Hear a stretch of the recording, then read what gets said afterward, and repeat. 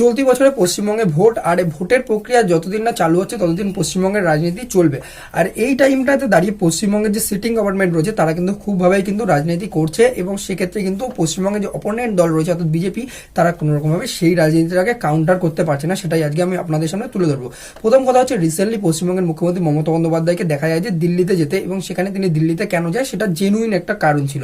এবার সেই কারণটাকে কিন্তু বিজেপিও পিক করতে পারতো, কিন্তু বিজেপি সেই জায়গাটা প্রথম কথা ভুল করেছে যে সেই জিনিসটা পিক করেনি। তারা কি করেছে যে পশ্চিমবঙ্গে যে এসআইআর প্রক্রিয়া চলছে সেখানে যাদের নাম বাদ যাবে সেটা হচ্ছে যে প্রত্যেকটাই বাংলাদেশি, এই কথাটা বলে বলে প্রথম থেকে চালু করে এসছে। কিন্তু সেক্ষেত্রে পুরো জিনিসটাকে কিন্তু অপোনেন্ট ভাবে খেলে যায় হচ্ছে কি টিএমসি গভর্নমেন্ট, যে তারা বলে যে না, যাদের নাম বাদ যাবে তারা সবাই যে বাংলাদেশি এরকম নয়, তারা বাংলাদেশি হলে সেটাকে প্রমাণ করতে হবে, এবং সেক্ষেত্রে বাংলাদেশি হলে সেটাকে যে নির্বাচন কমিশনের যেটা মানে আর কি নেবে স্টেপ, সেটাকে স্টেট গভর্নমেন্ট মানবে। তো এই জায়গাটাতেই কিন্তু বিজেপি দেখা যায় যে পিছনে চলে যায় আর টিএমসি এগোতে শুরু করে, এটা হচ্ছে শুরু। তো সেক্ষেত্রে এই রিসেন্টলি কিন্তু মুখ্যমন্ত্রী মমতা বন্দ্যোপাধ্যায়কে দিল্লিতে যেতে দেখা যায়। তার পিছনে মেন কারণ ছিল পশ্চিমবঙ্গে যে অনগোয়িং এসআইআর প্রক্রিয়া চলছে সেখানে বিএলও যে অ্যাপ রয়েছে সেখানে প্রচুর পরিমাণে কিন্তু ভুল ত্রুটি ছিল, সেগুলো নিয়ে কয়েক চিঠি তিনি লিখেছিল, কিন্তু সেখানে কোনো রকমভাবে সুরা হয়নি, এবং কয়েকবার তাকে কিন্তু দেখা যায় যে সুপ্রিম কোর্টের দ্বারস্থ হতেও কিন্তু দেখা যায়। কিন্তু এবার যেটা ঘটেছে সেটা হচ্ছে গিয়ে যে তিনি ডাইরেক্ট এসআইআর প্রক্রিয়া নিয়ে কিন্তু মুখ্য নির্বাচন কমিশনের সাথে মিটিং করতে যায় তিনি দিল্লিতে দুদিন আগে। তো সেক্ষেত্রে সেখানে গিয়ে দেখা যায় বঙ্গভবনে বেশ কয়েকটা লোককে তিনি আশ্রয় দিয়েছিল, অর্থাৎ হচ্ছে কি বঙ্গভবন সেটা হচ্ছে কি দিল্লির বুকে রয়েছে এমন একটা আবাসন বা অফিস বলা যেতে পারে। তো সেখানে হচ্ছে কি পশ্চিমবঙ্গ সরকারের সেটা কোনো রকমের টিএমসির পার্টির নয়, এটা সেন্ট্রাল গভর্নমেন্ট বুঝতে ভুল করছে, বা সেন্ট্রাল গভর্নমেন্টের ফোর্সরা বুঝতে ভুল করেছে হয়তো, বা বলতে পারে নির্বাচন কমিশনার বুঝতে ভুল করেছে। তো সেখানে দাঁড়িয়ে যেখানে একটা স্টেট গভর্নমেন্ট, এখানে কিন্তু টিএমসি গভর্নমেন্টের কথা বলা হচ্ছে না, এখানে পশ্চিমবঙ্গ রাজ্য সরকারের কথা বলা হচ্ছে। তো সেই সরকার একটা যখন গ্যারান্টি দিয়ে কিছু মানুষকে সেই জায়গাটাতে থাকার জায়গা করে দিচ্ছে, তার মানে হচ্ছে গিয়ে সেটা পশ্চিমবঙ্গ সরকারের লোক হতে পারে। তো সেক্ষেত্রে এখানে দাঁড়িয়ে তাদের ভুল ত্রুটি কি হয়েছে যে সেই সব ব্যক্তিগুলোকে সার্চ করার বা ডিস্টার্ব করতে ডাইরেক্ট যে দিল্লি পুলিশ রয়েছে তারা চলে যায়। তো এই পরিপ্রেক্ষিতে দেখা যায় যে তিনি যখন দিল্লিতে নামেন বা দিল্লিতে যখন যান, তখন সেই জায়গাটাতে দাঁড়িয়ে একটা স্বাভাবিকভাবে রেজিস্ট্যান্স ক্রিয়েট করে তিনি সেই জায়গাটাতে দাঁড়িয়ে, এবং তিনি বলে যে এই যে বঙ্গভবনটাকে ঘিরে ফেলা হয়েছে ব্যারিকেড দিয়ে দিল্লি পুলিশের, সেটা একটা বেকার জিনিস, এবং সেটা নিয়ে তিনি মন্তব্য করে বেশ কিছু, এবং সেখানে দাঁড়িয়ে তিনি দিল্লি পুলিশের সাথে কথা কাটাকাটি হয়, এবং সেই জায়গাটাতে দাঁড়িয়ে তিনি তারপরে কি করে যে পশ্চিমবঙ্গের যে স্টেট ফোর্স রয়েছে অর্থাৎ ওয়েস্ট বেঙ্গল পুলিশ এবং র্যাপিড যে ফোর্স রয়েছে সাথে সাথে ডিএসপি লেভেলের একজন অফিসার দিয়ে সেই জায়গাটাতে ডিপ্লয় করে। এটা প্রথম কথা একটা নেগেটিভ দিক তৈরি করে দিল। কারণ হচ্ছে আমাদের যুক্তরাষ্ট্রীয় কাঠামো এরকম জিনিস কিন্তু আগে কখনো ঘটেনি, যেখানে কিন্তু বঙ্গভবনে পশ্চিমবঙ্গ সরকারের দরকার পড়েছে, যেখানে দাঁড়িয়ে যে পশ্চিমবঙ্গ পুলিশ সেখানে যাচ্ছে কোনো কিছুকে প্রোটেকশন দিতে। তো সেটা একটা বড় ভাবনার জিনিস হয়ে দাঁড়ালো, যেটা ভারতবর্ষের মধ্যে আগে কোনো রাজ্য করতে পারেনি, বা কোনো রাজ্য সেরকম জিনিস ভাবেও নি, বা তাদের দরকারও পড়েনি, কিন্তু পশ্চিমবঙ্গের দরকার হয়েছে, পশ্চিমবঙ্গ করেছে, সেটা হোক।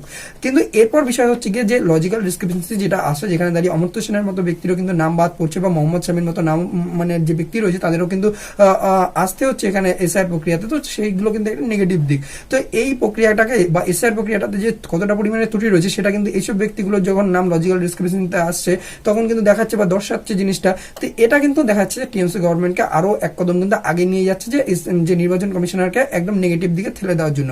ভারতবর্ষের বাকি জায়গাতেও কিন্তু এসআইআর প্রক্রিয়া চলছে, এবং বিহারেও কিন্তু হয়েছে, প্রচুর পরিমাণে লোকের নাম বাদ পড়েছে, কিন্তু সেই পরিমাণে রেজিস্ট্যান্স কিন্তু বিহার সরকার কিন্তু দেখাতে পারেনি বা দেখাতে চায়নি, বা অন্য যেসব রাজ্যগুলোতে হচ্ছে সেটা তারাও কিন্তু দেখাতে পারছে না বা পারেনি। তো সেক্ষেত্রে যদি আমি কথা বলি যে পশ্চিমবঙ্গে এরকম জিনিসটা ভেবে নেওয়া যে পশ্চিমবঙ্গে রেজিস্ট্যান্স দেখাতে পারবে না, সেটা একটা ভুল ধারণা নির্বাচন কমিশনের। কারণ হচ্ছে গিয়ে আমাদের যুক্তরাষ্ট্রীয় কাঠামোতে যখন যে এই যে ভোটার অধিকার বা বলা যেতে পারে যে ভোটার কার্ড নিয়ে কিন্তু আন্দোলন, এটা কিন্তু মুখ্যমন্ত্রী মমতা বন্দ্যোপাধ্যায় 1993 সালে করেছে, এবং ভোটার কার্ড কিন্তু তিনি ইস্যু করিয়েছিল।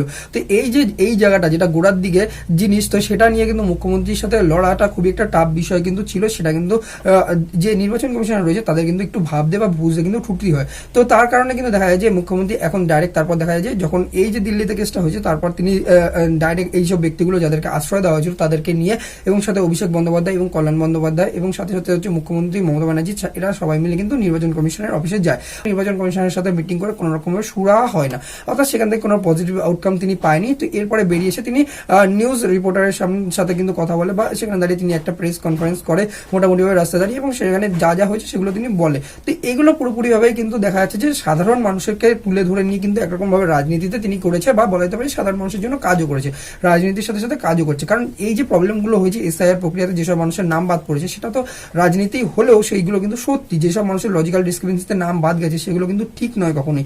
কারণ এই যে ভোটার তালিকায় নাম তোলা বা বলা যেতে পারে যে ভোটার প্রক্রিয়ায় যেসব নাম ওঠে প্রত্যেকবার, তো সেক্ষেত্রে কিন্তু প্রচুর মানুষের নাম ডেটা এন্ট্রিতে ভুল হয়। তো সেগুলো কিন্তু নির্বাচন কমিশনার কোনোদিন কিন্তু দায়িত্ব নেয় না এবং দায়িত্ব নিয়ে কিন্তু ঠিকও করে না। আর এই যে জিনিসটাকে কিন্তু বিজেপির তোলা উচিত ছিল, পশ্চিমবঙ্গে যে রাজ্য বিজেপি রয়েছে তাদেরকে কিন্তু তোলা উচিত ছিল যে এই জিনিসগুলো ঠিক নয়। যেহেতু অমর্ত্য সেনের মতো ব্যক্তির যখন নাম এসেছে তখন কিন্তু কোথাও না কোথাও বিএলও অ্যাপে ভুল রয়েছে, বা বলা যেতে পারে যে নির্বাচন কমিশনের যে এসআইআর প্রক্রিয়া চলছে সেখানে কোনো রকম ত্রুটি রয়েছে, সেগুলো নিয়ে কিন্তু আওয়াজ তোলা উচিত ছিল এবং ভালোভাবে কিন্তু প্রোটেস্ট করা উচিত ছিল।